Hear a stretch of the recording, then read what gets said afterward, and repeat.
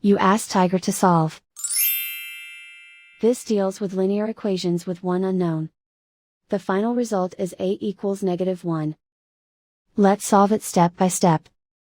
Group all a terms on the left side of the equation. Add 4a to both sides.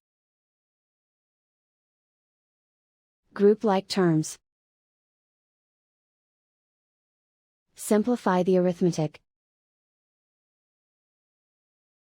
Group like terms. Simplify the arithmetic. Group all constants on the right side of the equation. Subtract 9 from both sides. Simplify the arithmetic.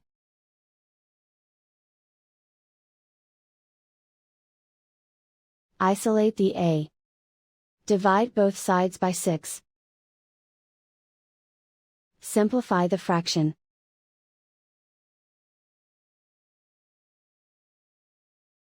And so the final result is a equals -1.